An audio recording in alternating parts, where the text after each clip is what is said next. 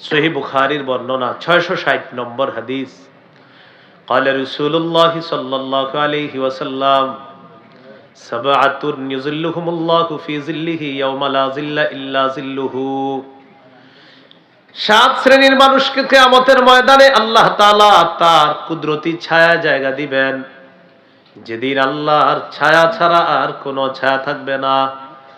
এক নাম্বার আল ইমামুল আদিল, ন্যায়পরায়ণ শাসক, তাকে আল্লাহ ছায়া দিবেন। আমাদের কপালে জানি এমন শাসক আছে কিনা, বলেন আছে ইনশাআল্লাহ। স্বপ্নই দেখতেছি, খালি দেখতেছি, স্বপ্ন দেখতেছি। আসবে কিভাবে বলেন? মাঝে মাঝে আলোচকরা মাহফিলে যায়, 60-70 জন বা 50-60 জন অথবা 30-40 জন বাইক নিয়ে ওনারে রিসিভ করতে যায়। জিজ্ঞাসা করবেন, ভাই সবে মাগরিব পড়ছেন আপনারা, এই যে এতজন রিসিভ করতে আসছেন?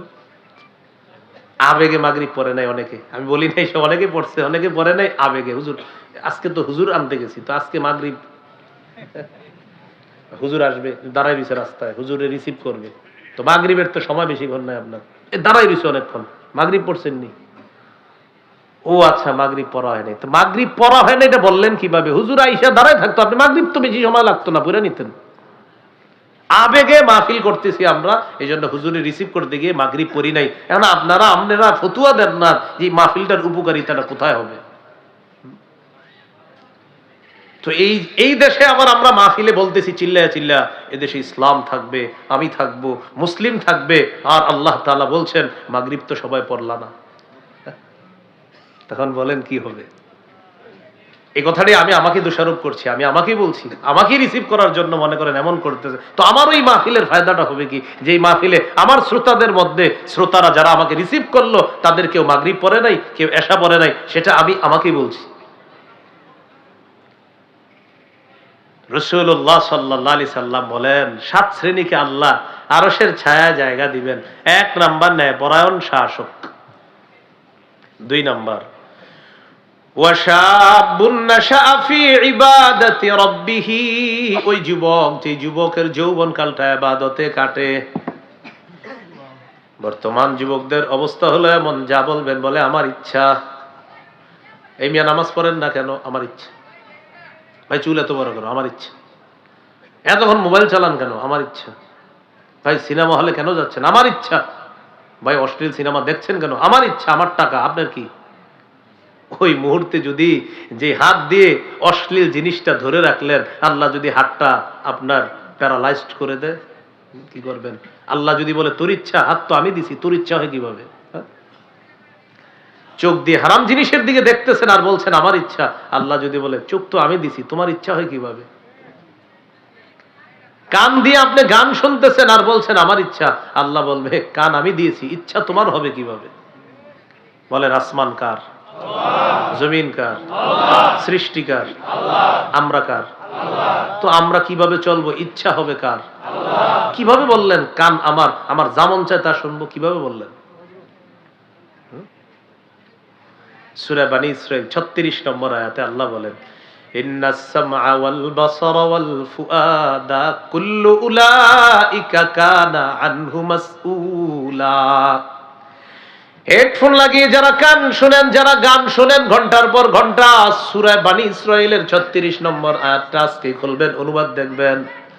আল্লাহ তাআলা বলেন কানকে জিজ্ঞাসা করা হবে, কানের ব্যাপারে আপনাকে জিজ্ঞাসা করা হবে।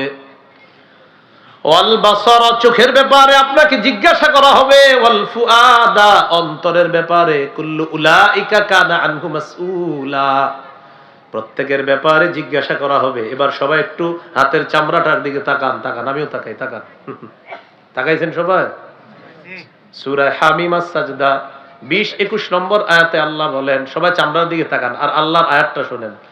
হাত্তা ইযা মা জাউহা শাহিদা আলাইহিম সামউহুম ওয়া আবসারুহুম ওয়া জুলুদুহুম বিমা কানু ইয়ামালুন। তারা যখন আগুনের সামনে যাবে, তাদের কান তাদের বিরুদ্ধে সাক্ষী দিবে, তাদের চোখ তাদের বিরুদ্ধে সাক্ষী দিবে, তাদের চামড়া তাদের বিরুদ্ধে সাক্ষী দিবে, চামড়া সাক্ষী দিবে, চামড়া। ওয়াকালু লিজুলুদিহিম লিমা শাহিদতুম আলাইনা, চামড়াকে তারা বলবে, ও চামড়া, তুইও আজকে আমার বিরুদ্ধে সাক্ষী দিলি। চামড়া জবাব দিবে, আনতাকানাল্লাহুল্লাযী আনতাকা কুল্লা শাই, যে আল্লাহ সব কিছুকে কথা বলাইতে পারে, ওই আল্লাহ আমি চামড়াকেও আজকে কথা বলাইছে। চামড়া, আপনার চামড়া, আমার চামড়া আমাদের বিরুদ্ধে সাক্ষী দিবে। আপনি গান শুই না এটা বলতে পারেন না আমার ইচ্ছা, আপনার কান আপনার বিরুদ্ধে সাক্ষী দিবে। যান, আজকের জন্য আমি বলে দিলাম আপনার ইচ্ছা। দেখেন হুজুররা আছে এখানে, আপনি গান শুনতেছেন আর বললাম ভাই শুইলেন না, বললেন আমার ইচ্ছা। আচ্ছা ঠিক আছে, আপনার ইচ্ছা, তো কান যে আপনার বিরুদ্ধে সাক্ষী দিবে, কোথায় আপনার ইচ্ছা হলো বলেন? কানও তো আপনার বিরুদ্ধে চলে যাবে। আপনি বললেন হুজুর আমার চোখ, আমার ইচ্ছা, তো চোখও তো আপনার বিরুদ্ধে সাক্ষী দিবে, তো কোথায়? চোখও তো আপনার বিরুদ্ধে চলে গেল। সূরা ইয়াসিনের 65 নম্বর আয়াত অনেকে পারেন, বাসায় গিয়ে অনুবাদটা দেখবেন। আল-ইয়াওমা নাখতিমু আলা আফওয়াহিহিম, তাদের মুখে আজকে আমি মোহর মেরে দিব। ওয়া তুকাল্লিমুনা আইদিহিম, হাত কথা বলবে। আপনি যে বললেন হুজুর আমার ইচ্ছা, আমার হাত দিয়ে কি করব, তো হাতও তো আপনার বিরুদ্ধে বলে ফেলবে আল্লাহকে। তো কোথায় আপনার ইচ্ছাটার দাম হলো কোথায়?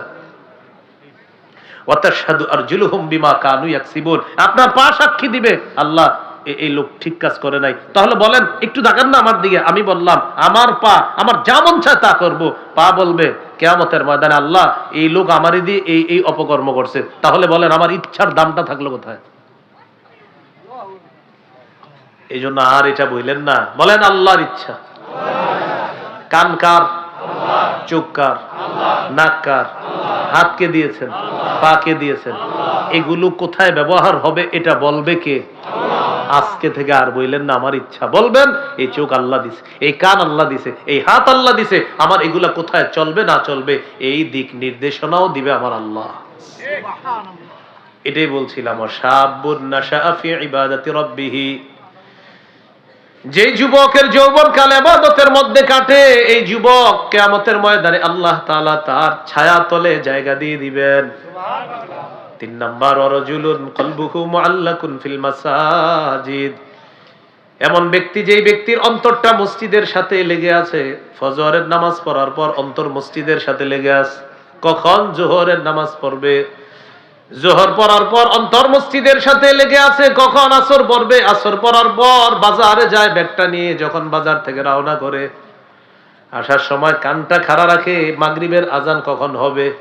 মাগরিবের আজান হওয়ার পর লোকটা ওযুখানায় বাজারের ব্যাগটা রাখে, রাখার পর আল্লাহর বিধান মাগরিবের নামাজ আদায় করে। মাগরিব পড়ার পর অন্তর মসজিদের সাথে লেগে থাকে, কখন এশা পড়বে। এশার নামাজ পড়ার পর যখন বিছানা যায়, ঘড়ির অ্যালার্ম দেয়, মোবাইলের অ্যালার্ম দেয়, আবার বিবিকে বলে রাখে সাবধান আমার যা হবার হবে ফজরের আগে ডাকতে কিন্তু ভুল করবা না। ফজরের সময় ডাইকা দেয়, মুয়াজ্জিন আজান দিয়ে দেয়, ওই লোক মসজিদের দিকে রওনা করে। এই যে অন্তর মসজিদের সাথে লেগে আছে, আপনাদের এই পাড়া গ্রামের মানুষ তাকে চিনুক বা না চিনুক, আল্লাহ তাকে কিয়ামতের মাঠে তার ছায়া জায়গা দিয়ে দিবে।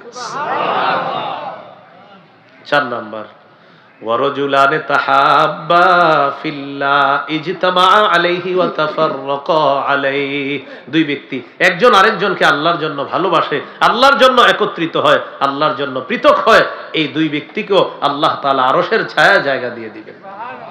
5 নাম্বার, ওয়ারাজুলুন তলাবাতহু ইমরাআতুন যাতু মানসিবিন ওয়া জামালিন ফাকালা ইন্নী আখাফুল্লাহ, এমন ব্যক্তি যাকে সুন্দরী বংশীয় একজন সম্ভ্রান্ত নারী খারাপ কাজে আহ্বান করছে, সে বলছে আমি আল্লাহকে ভয় করি, তাকেও আল্লাহ তার কুদরতি ছায়া জায়গা দিয়ে দিবেন। 6 নম্বর, এটা বলার জন্যই লম্বা হাদিস বললাম, ওয়ারাজুলুন যাকারাল্লাহ খালিয়ান ফাফাদাত আইনা, এটা একটু বুঝেন। এমন ব্যক্তি যেই ব্যক্তি নির্জনে আল্লাহকে স্মরণ করে আর তার দুই চোখ দিয়ে পানি পড়ে। আজকে রাতে 3টা-4টার দিকে উঠবেন, ওঠার পর তাকায় দেখবেন আপনার বিবি ঘুমায়, আপনার সন্তান ঘুমায়, আশেপাশের পাড়া গ্রামের মানুষগুলা ঘুমায়, আপনি একা একা নির্জনে বসে আছেন আর স্মরণ করতেছেন আল্লাহ আমার গুনাহ যদি আমার বিবি জানে আমাকে স্বামী বলে পরিচয় দিবে না। একা একা চিন্তা করতেছেন আল্লাহ আমার গুনাহ আমার মা বাবা জানলে সন্তান বলে পরিচয় দিবে না। আল্লাহ এই 2টা হাত দিছেন কত মায়া করে, আমি কত হারাম জিনিস স্পর্শ করলাম, কত মায়া করে 2টা কান দিলেন, আমি কত হারাম গান শুনলাম, এগুলা একা একা মনে করবেন, দেখবেন দিল নরম হবে, চোখে পানি আসবে। আল্লাহর ভয়ে যদি এই পানিটা আসে, কিয়ামতের মাঠে আল্লাহ তার ছায়া জায়গা দিয়ে দিবেন। 7 নাম্বার, রাজুলুন তাসাদ্দাকা আখফা হাত্তা লা তা'লামা শিমালু মা তুনফিকু ইয়ামিনুহু। ওই ব্যক্তি, যে ব্যক্তি গোপনে দান করে, তার বাম হাত জানে না ডান হাত কি দান করছে, মানে ইখলাসের সাথে দান করে, আল্লাহ তাকেও আরশের ছায়া তলে জায়গা দিয়ে দিবেন। এই হলো আল্লাহর ভয়ে কান্নাকাটি করা, আল্লাহর স্মরণে কান্নাকাটি করা। করব তো ইনশাআল্লাহ। আল্লাহ তৌফিক দান করেন। একটা গেল দয়ার কান্না, আর একটা গেল ভয়ের কান্না। ভয়ের কান্নাটা সবাই অর্জন করার চেষ্টা করব। আল্লাহ তৌফিক দান করেন। সুবহানাল্লাহি ওয়া বিহামদি, সুবহানাকাল্লাহুম্মা ওয়া বিহামদিক, আশহাদু আল্লা ইলাহা ইল্লা আনতা, আস্তাগফিরুকা ওয়া আতুবু ইলাইক। আজকের যে আলোচনাটা কান্না সম্পর্কে, আমার সংকলন মিম্বরের আমানত গাড়িতে আছে, যদি কারো লাগে আপনারা প্রথম খণ্ডের শেষ আলোচনাটা কান্না সম্পর্কে আলোচনা, আর লম্বা আলোচনা আছে, ওখানে যাদের লাগবে নিয়ে নেবেন। 1 থেকে 6 খণ্ড যারা পারেন সংগ্রহ করে নেবেন।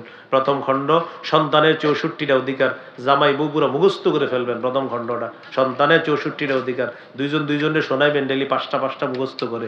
একদম সন্তান কিভাবে জন্মের আগে থেকে কি কি করণীয়, জন্মের পর কি